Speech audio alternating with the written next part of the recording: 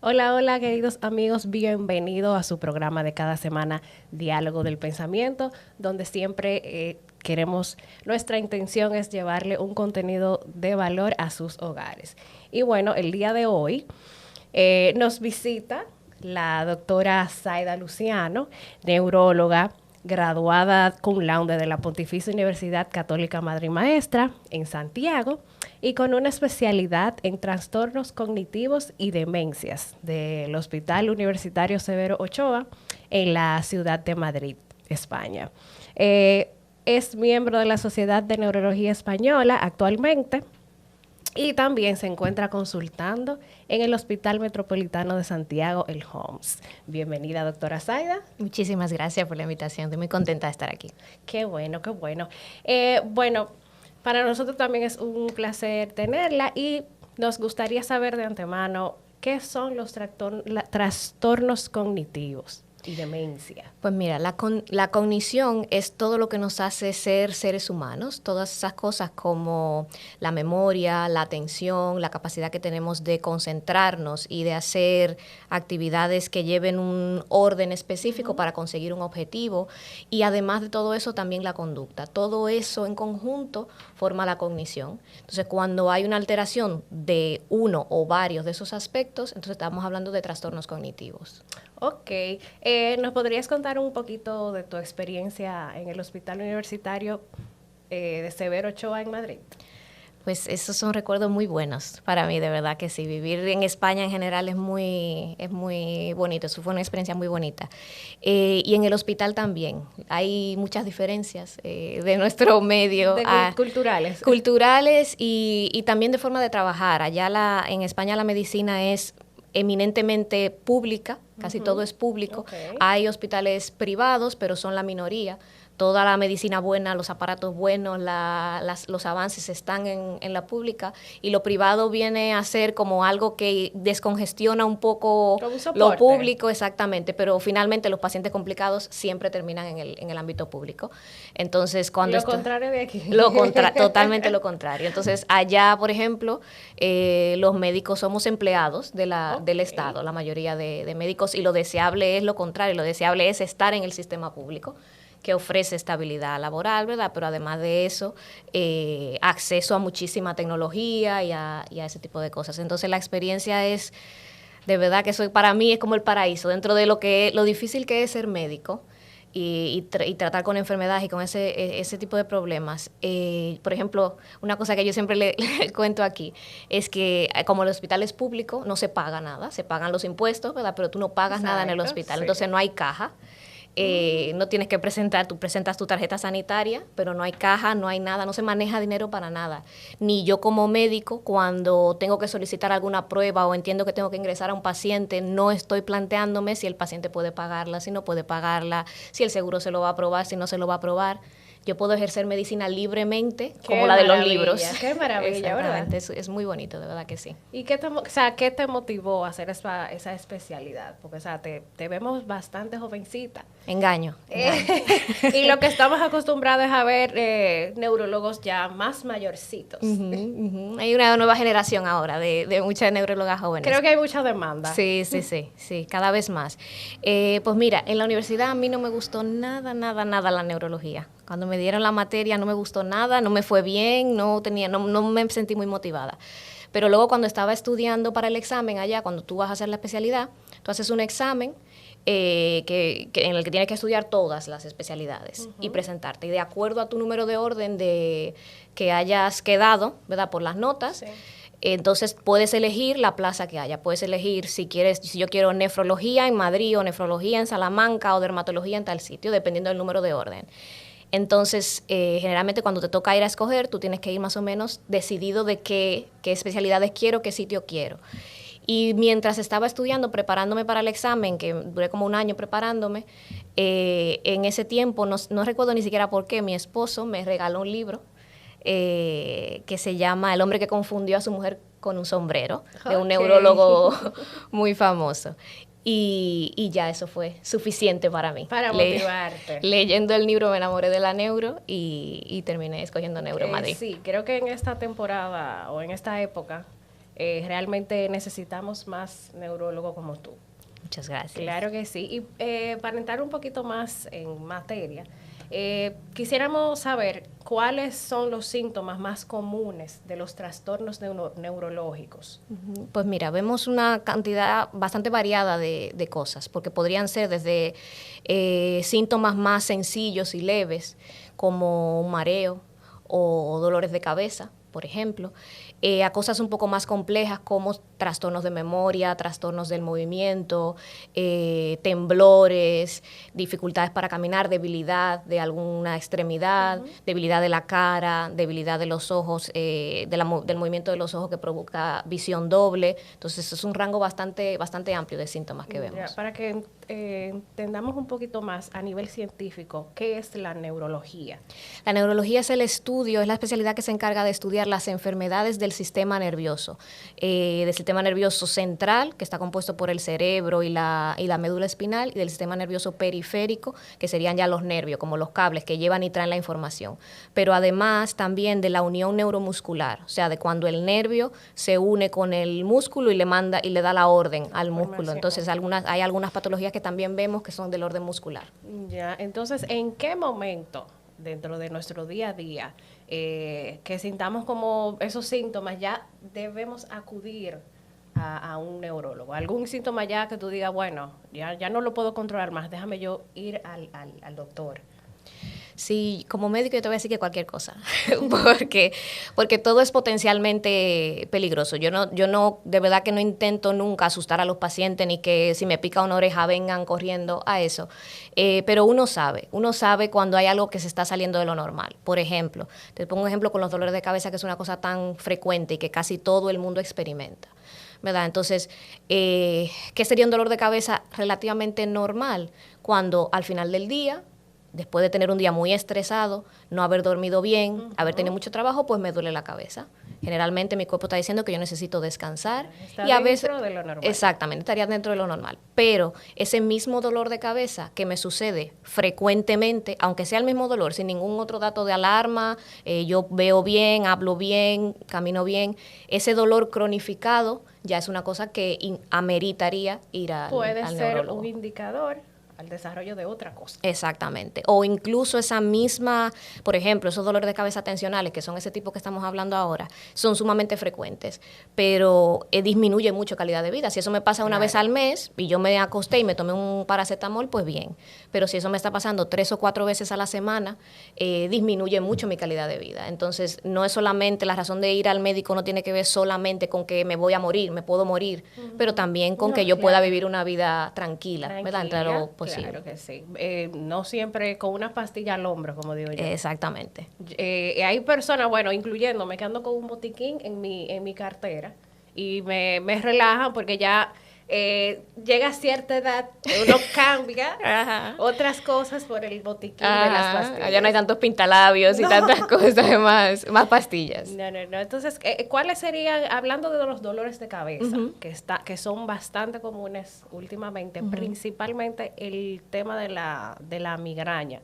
¿Cuáles son las causas de padecer de migraña? Pues mira, la migraña entra dentro de un grupo de dolores de cabeza que se llaman dolores de cabeza primarios.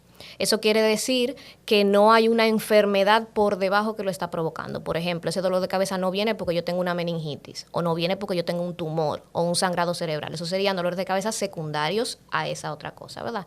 Los dolores de cabeza primarios, ahí están las migrañas, lo que hablábamos antes de dolor de cabeza tensional, que es el que tenemos todos de vez en cuando estamos muy cansados, y otros tipos son primarios. Ellos por sí mismos son enfermedades, no tienen algo que las provoca. La migraña es de las más prevalentes y de hecho muy incapacitante. Entonces, aunque la fisiopatología es muy, muy, muy compleja y no se entiende del todo, sí se sabe que hay como una disfunción de las neuronas de la corteza y esa disfunción se propaga por toda la corteza y entonces produce unos cambios que terminan en el dolor de cabeza tan específico de la migraña, tan típico, y en otros síntomas que lo acompañan, como náuseas, vómitos, que me molesta la luz, que me molestan los ruidos.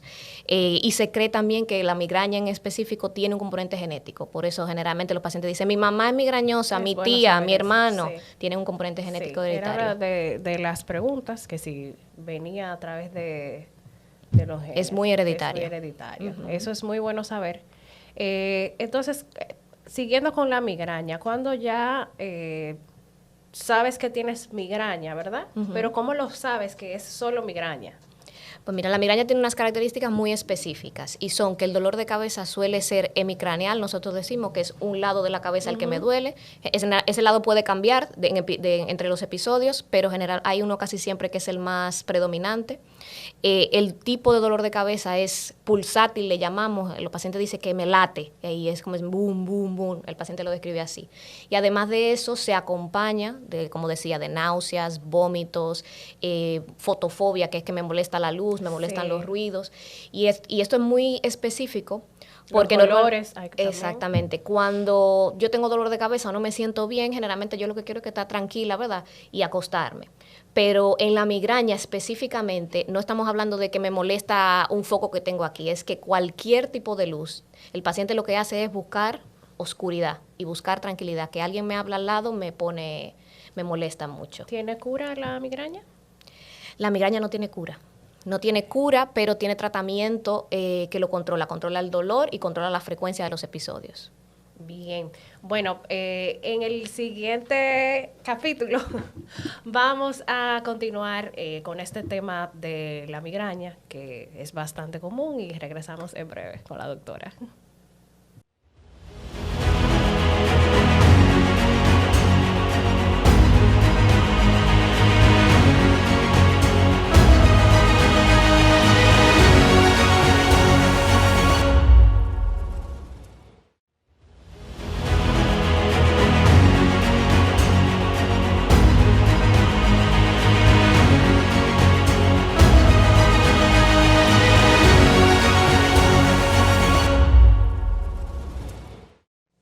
Seguimos aquí con su programa Diálogo del Pensamiento con la doctora Zaida, neuróloga, que en el bloque anterior estuvimos conversando sobre un tema muy común, muy frecuente, y es la migraña. Entonces, conversábamos que la migraña no tiene cura. No tiene cura. Pero puede tener tratamientos que nos puedan ayudar y sobrellevar una vida más normal. Sí, desde luego, desde luego.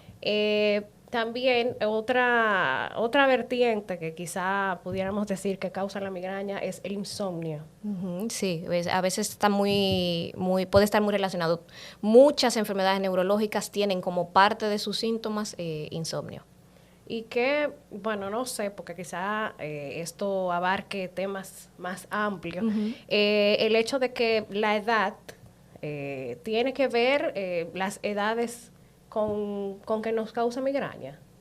Mira, la migraña, el otro día me preguntaba una persona justo con eso, porque cada uno tiene su experiencia, ¿verdad? Hay gente que comienza siendo más mayor, pero lo típico es que las migrañas comienzan en edades jóvenes, incluso niños. Entonces suelen ser desde la adolescencia hasta los 20 y pico suele ser el tiempo de debut habitual. Siempre tenemos gente que se nos sale de eso, ¿verdad? Niños que comienzan con 5 años o gente más mayor, pero no suele ser una enfermedad, no es lo habitual que una persona comience con migrañas a los 40 y pico de años, por ejemplo. De hecho, si alguien viene con un dolor de cabeza que aunque parezca migraña, tiene 40 y pico de años, nunca ha tenido migrañas, ya es algo que me hace a mí, antes de decir que tiene una migraña, déjame buscar otras cosas antes. Ahí sí tiene que rápido visitarte. Entonces, en el tema de los niños que menciona, porque los niños no es común un dolor de cabeza. No es lo habitual. Entiendo que cuando un niño te dice, mami, tengo un dolor de cabeza, hay que salir con él a consultar. Sería lo ideal. Yo no soy neuropediatra, siempre soy muy clara siempre en que lo ideal ahora mismo es que los niños sean vistos por especialistas, por pediatras que tengan una subespecialidad en lo que necesitan, en este caso neuropediatras, pero mi recomendación, que tengo hijos, sería así. Un niño no hay razones habituales como nosotros, por ejemplo, que tenemos dolores de cabeza tensionales. Claro. Sí sabemos a qué se debe la mayoría de ellos, ¿verdad? Que trabajamos mucho, dormimos poco, estamos estresados, pero esa no es la vida que llevan los niños. Entonces, si está sucediendo un dolor de cabeza repetido en un niño, es necesario que le valore un neuropediatra. Bien, o por lo menos llamar a su pediatra. Por lo menos hablar con su pediatra. Y que ella sea la que indique qué hacer. Exactamente. Eso es una parte importante. Muy, muy, muy importante. No se debe dejar pasar un dolor de cabeza. Hay algo para la migraña que ahora mismo está muy de moda y es un piercing. Ay, sí. Cuéntame de Ay, esa sí. modalidad. Pues mira, ese piercing, el dye piercing, no hay ningún tipo de evidencia científica para que... Yo siempre le digo a los pacientes, porque me lo han dicho mucha Sí. gente me ha comentado acerca de eso y gente que llega a la consulta ya con su piercing Ya hecho. puesto. Ya, sí, sí. Ok. Entonces, por experiencias de otros, fulanita, mi prima, mi vecina, se lo puso y mágicamente mejoraron las migrañas. Entonces, les explico que para que un tratamiento sea una pastilla, una vacuna, una cirugía, cualquier tipo de recomendación, incluso para que yo pueda recomendarle a alguien hacer ejercicio físico, los médicos hacemos algo que se llama medicina basada en evidencia. Eso quiere decir que si no se ha demostrado de verdad y hay un proceso científico para demostrar algo, yo no lo puedo recomendar como médico. Otra cosa es que yo te diga, mira, yo una vez me tomé un vaso de agua y ese día se me quitó el dolor de cabeza. Okay. Mi experiencia. Entonces, con este piercing pasa eso, que hay muchas anécdotas. Entonces, no hay evidencia real, sino casos anecdóticos de gente que dice, pues a mí me han funcionado, al otro me ha funcionado. Pero cuando se ha intentado hacer un estudio real y comprobarlo, los resultados no acompañan. Entonces, los médicos no podemos recomendarlo porque no hay evidencia real. De lo que sí sabemos es que los piercings en el cartílago suelen encima dar problemas de infección y otra serie de cosas. Sí. Entonces... y es bastante doloroso. Es doloroso, efectivamente. Entonces, realmente no hay evidencia ninguna. Ahí parece haber un efecto placebo, que es que yo creo que me va a hacer bien. ¿Es algo como más psicológico? Puede ser. Parece haber un efecto placebo ahí. Sí, hemos visto varias publicidades de los sitios donde se lo hacen. Aquí tenemos el piercing. Que quita la migraña. Que claro, cura incluso. Que cura la migraña, Que cura la migraña y, como bien nos dijiste en el bloque anterior, la migraña no tiene cura. No tiene cura. Ojalá, pero que más quisiéramos nosotros que curar. Se ve bonito, pero realmente... Se ve bonito, pero no va a curar la migraña. No va a curar la migraña. Gracias por esa aclaración. Bueno, siguiendo con algunos temas de neurología y de tu especialidad, quisiéramos que nos explicaras de los accidentes cerebrovascular. ¿Qué son y cuáles son los síntomas? Mira, esto es una cosa de las... Hay algunas cosas que son emergencias neurológicas y que la gente tiene que ir a emergencia. Esta es la número 1 de neurología. En los accidentes cerebrovasculares, que ya no se llaman así, porque ya sabemos, es una terminología vieja de accidente porque no sabíamos bien qué era lo que estaba pasando en el cerebro. Ahora ya sí sabemos que puede ser o una arteria que se tapa o una arteria que se rompe. Entonces ya ahora le llamamos eventos cerebrovasculares porque sabemos lo que está pasando. Entonces eso es lo que pasa. Hay eventos cerebrovasculares que son isquémicos, que eso es una arteria que lleva sangre oxigenada al cerebro, ¿verdad? Todas nuestras células necesitan que llegue oxígeno para poder funcionar y estar vivas. Entonces cuando una arteria del cerebro se tapa, como cuando se tapa una tubería, el agua no puede seguir, en este caso la sangre no puede seguir pasando y las células que deberían recibir oxígeno se quedan sin oxígeno y finalmente mueren, en este caso las neuronas.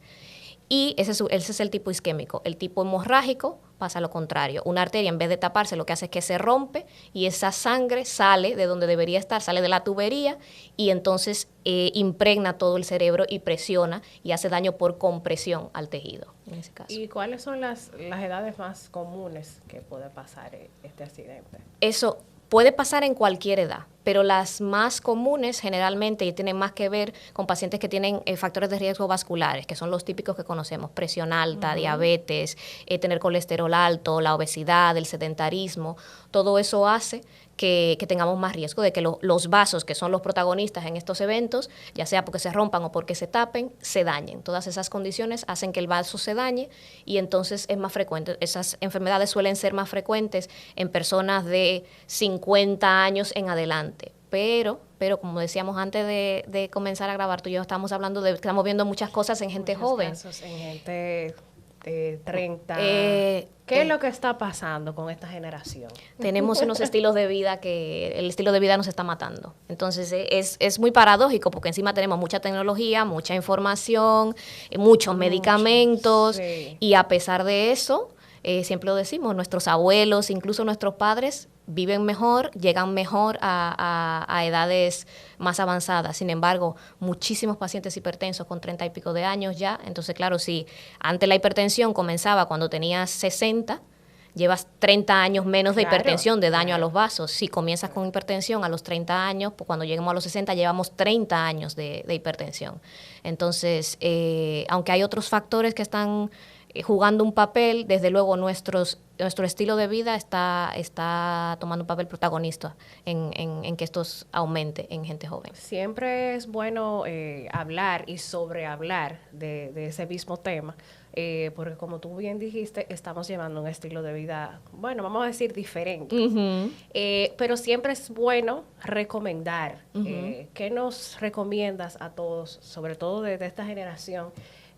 ¿Cómo podemos evitar o cuidarnos un poquito más acerca de esto en nuestro diario vivir?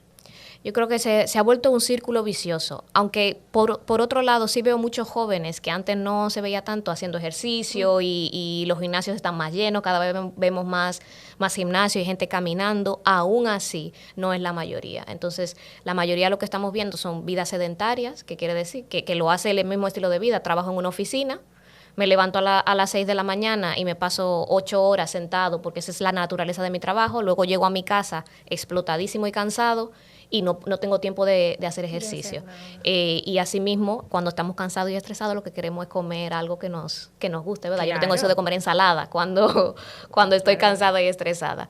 Entonces, tenemos que hacer, yo creo que mi recomendación sería que tenemos que hacer una decisión consciente. Y dejar esa parte que es muy de nuestra generación, de que todas las cosas que yo necesito, que todo lo que yo hago me gratifique y me produzca placer ahora. Y nos cuesta hacer cosas que van a ser buenas para nosotros a largo plazo. Que yo no veo el beneficio ahora mismo, justo cuando hago el ejercicio ahora, o cuando decido comer menos que comer más. Eso es una cosa que va a pasar a largo plazo, que yo voy a ver el beneficio a largo plazo. Entonces tenemos que tomar una decisión consciente de que eso es real, de que los eventos cerebrovasculares, la demencia también que aumenta con este tipo de factores de riesgo son reales y que yo no quiero tener Alzheimer en el futuro, no quiero tener un infarto cerebral en el futuro. Entonces eso implica que yo ahora comenzar desde ahora. Exactamente. Son temas que se hablan casi a diario, pero siempre es bueno estar recordando. Sí. Porque la vida está muy rápida. Sí, no nos damos cuenta. No nos damos cuenta. Uh-huh. Y mencionaste la demencia y el Alzheimer. Queremos saber qué tan frecuente dentro de tu ámbito estamos trabajando con lo de la demencia, hablando de la generación más joven. Mira, cada vez mucho más frecuente. De hecho, se cree que para el año 2030 va a haber el triple de personas con demencia a nivel mundial. En buen dominicano estaremos todos locos. Casi todos. Y encima, eso va a aumentar, ese aumento va a ser sobre todo en países latinoamericanos. Por lo mismo, por nuestros estilos de vida, la dificultad de acceso a terapias y a información sanitaria y a ese tipo de cosas. Entonces, cada vez más, me ha sorprendido de verdad que sí, en los últimos 2 años que llevo ahí en el Hospital Metropolitano, ver más gente joven yendo a mi consulta por fallos de memoria. Wow. Cada vez más.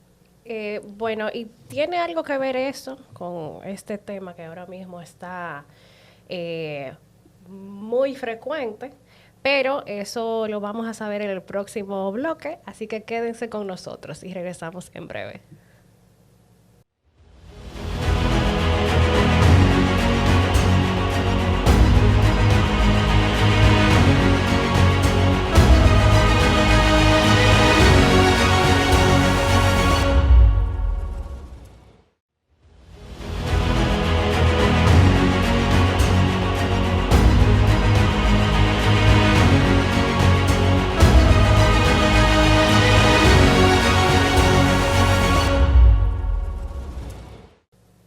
Y estamos de vuelta aquí en Diálogo del Pensamiento con la doctora Zaida, que tenemos el placer de recibirla el día de hoy. Y creo que nos va a quedar un poco corto. Yo creo que sí. Y vamos a tener que hacer una segunda intervención. Bien. De todos estos temas tan interesantes que nos ha aportado el día de hoy. Estábamos hablando en el bloque anterior de la demencia. Uh-huh.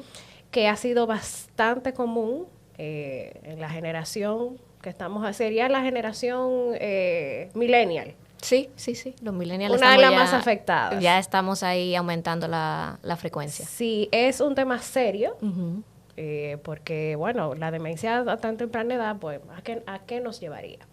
Y algo que ahora mismo se está comentando mucho es sobre lo de la vacuna del COVID o del COVID. ¿Qué nos puede decir sobre todo todo este embrollo de todo el que nos dio COVID, todos los que nos vacunamos, que han desatado ese tipo de padecimiento? Mira, hay dos cosas que tendríamos que separar, porque volvemos a lo mismo con lo de la evidencia, ¿verdad? Sí. Para que yo pueda decirte que el COVID causa demencia o aumenta el riesgo de demencia, yo tengo que tener evidencia. Claro. Y para decirte que la vacuna lo hace, tengo que tener evidencia. Entonces, tendríamos que separar entonces el COVID, el haber tenido una infección por COVID y el haberte vacunado, que serían dos cosas, ¿verdad? Entonces, todavía de hecho es muy reciente, aunque ya pasó un tiempecito, ¿verdad? Sigue siendo muy reciente para ver todas las implicaciones en las personas que han padecido COVID. Lo que sí sabemos y comienza a haber cada vez más evidencia es que el COVID parece ser una enfermedad bastante sistémica, que no solamente afecta la vía respiratoria, como lo que veíamos inicialmente de manera aguda, sino que a largo plazo, a mediano y largo plazo, tiene afectaciones en otros sistemas. Hemos visto, ¿verdad?, los problemas cardíacos, las miocarditis y eso, pero también a nivel del sistema nervioso central, sobre todo. Entonces, dentro de ese síndrome de COVID largo que se llama, que son síntomas que persisten más allá de un año en pacientes que han tenido COVID, entran los trastornos cognitivos. Te decía antes que muchos pacientes jóvenes vienen a la consulta refiriendo fallos de memoria, y muchos de ellos, aparte de otras cosas, también tienen historia, vienen contándome, desde que me dio COVID, yo no me puedo concentrar. Entonces, si te lo dice uno, pues bueno, esa es la experiencia de ese, pero cuando cada vez hay más personas diciéndolo, entonces ya se está estudiando esa parte. Parece que sí, que efectivamente el virus es un virus neurotropo que llamamos, que es que tiene alguna predilección por partes de proteínas y receptores y partes del sistema nervioso, y entonces sí que tiene afectación sobre todo lo que estamos viendo. Es más que memoria, aunque el paciente dice que se me olvida, es más concentración y atención. Ok, esa parte. También podría ser en la misma generación, que quizás nosotros tenemos un poquito más, con tanta información nos cuesta más concentrarnos, y por eso se nos olvidan más a otras cosas. Desde luego. Hay una serie de factores ambientales. Apartando un poquito lo que es la consecuencia del COVID. Exactamente. Hay una serie de factores ambientales que no podemos obviar. Y nuestro uso desmedido de dispositivos y electrónicos, la capacidad que tenemos, es que ya no tenemos que recordar nada, estamos todo el tiempo distraídos, todo el tiempo estimulados, y poco tiempo pasamos produciendo cosas nosotros. Estamos siempre consumiendo en vez de produciendo. Entonces, todo eso está jugando un papel importantísimo en la capacidad que tienen los adultos jóvenes. Con jóvenes te quiero decir, qué sé yo, ni siquiera de 20, de 30 años, 40 años, en concentrarse, en hacer su trabajo de manera efectiva. Bien, entonces en esa parte, ¿qué recomendarías tú a esos pacientes? ¿Los recomiendas a un psicólogo, a un psiquiatra? ¿Te apoyas en esa parte? Sí, antes de eso, pero sí casi siempre terminamos ahí. Pero antes de eso, siempre que alguien viene con una queja de fallos de memoria, de concentración, todo eso, lo primero que hay que hacer es descartar que eso sea real, que eso sea orgánico, que efectivamente el paciente lo tenga, y que no sea algo más subjetivo que está percibiendo él. Entonces eso lo hacemos en consulta, haciendo una serie de pruebas de screening que llamamos, de test cognitivos, de memoria, para probar. No solamente el paciente me cuenta, mira, fallé aquí, no me puedo concentrar haciendo cosas, me cuenta sus experiencias, ¿verdad? Pero además de eso, hay formas objetivas de medir la atención, de medir la concentración, de medir el lenguaje. A veces se me van las palabras, me da mucho trabajo encontrar la palabra. Entonces, todo eso tenemos instrumentos de medida objetiva. Entonces, sí, efectivamente, la mayoría de pacientes jóvenes que tiene que ver con estrés o con un exceso de trabajo, un exceso de eso, en el estilo de vida que hemos estado hablando, insomnio incluso, que es una de las causas, generalmente las pruebas cognitivas, cuando yo las hago, lo hacen bien. Cuando un paciente me falla en cosas muy sencillas, Ya cuando yo se las pongo en la consulta, entonces sí, eso tenemos que pasar a hacer otra serie de cosas. Qué bien. Entonces, antes de irnos y siguiendo en la misma línea, ¿cuáles son los trastornos del sueño más comunes y cómo se puede abordar? Pues mira, el más común por mucho es el insomnio, ¿verdad? Que todos de vez en cuando, incluso alguna vez en la vida tenemos de manera puntual dificultad para dormir, generalmente relacionado con situaciones de nuestra vida. Pero el insomnio, que es el más frecuente, otra vez volvemos a lo mismo, estilo de vida, dispositivos, estrés hasta el último minuto, que yo me voy a acostar, todavía estoy en la cama y estoy resolviendo cosas del trabajo. No tiene que ver con la edad. No tiene que ver con la edad. Hay pacientes, en los picos de la vida puede haber más problemas, pero los jóvenes cada vez más. Entonces, generalmente, cuando el paciente viene, se queja de que no puede dormir. Tenemos que hacer una serie de preguntas, incluyendo si por el día tiene sueño, si no se está concentrando bien, si está irritable. Si es así, antes de poner tratamiento con una pastilla, que generalmente es lo que el paciente viene a buscar, que le dé una pastilla que lo ponga a dormir, tenemos que hacer una serie de cambios en el estilo de vida que nosotros llamamos higiene del sueño, cosas que tiene que hacer el paciente durante el día y justo antes de acostarse, o cosas que no debe hacer para mejorar. Si la cosa no mejora a pesar de cumplir eso, entonces sí tenemos que plantearnos. Entonces, ¿cómo evitamos no volvernos adictos a tomar pastilla para dormir? ¿O en algún momento puede ser normal dentro de algunas personas? Sí, hay pacientes que definitivamente necesitan, casi nunca de por vida, a menos que no haya una enfermedad neurológica por detrás, por ejemplo, un paciente con una demencia. Entonces ya hay otra cosa que está provocando el insomnio. Pero la gente joven generalmente, si hace cambios en la parte de recomendaciones de la higiene del sueño, puede ser que necesite ayuda farmacológica durante un tiempo, pero eso va a depender de que el paciente esté bien concientizado del cuál es el problema y que su neurólogo, en este caso su psiquiatra, que a veces son los que lo tratan, le acompañe en el proceso y entonces ponga un límite. Yeah. El plan es vamos a tomar por este tiempo y tú vas a venir a consulta, vamos a revisar otra vez, vamos a hacer un diario de sueño de cómo estás manejándote para que podamos ir ajustando con miras a que no estés durante 3 años tomando pastillas. ¿Cuándo nos daríamos cuenta dentro del insomnio que ya debemos ir al neurólogo? Porque como hablábamos de la migraña, hoy puede ser que yo no duerma por algo que tenga en la mente, o mañana o pasado, pero 1 semana, 2 semanas. Yo creo que el punto específico, desde que a mí me preocupa, cuando comienza a preocuparme que no estoy durmiendo, ya ahí es. Pero hay que ir. Pero desde luego, si estoy teniendo somnolencia durante el día, me estoy quedando dormido, me está interrumpiendo mi capacidad de hacer mi trabajo bien. Tengo migraña porque no duermo bien, no me puedo concentrar, estoy irritable, estoy peleando con todo el mundo a mi alrededor, la gente me lo está diciendo ya. Sí. En ese momento, cuando hay síntomas por el día relacionados con que yo no pude dormir bien, ya es hora de ir al neurólogo.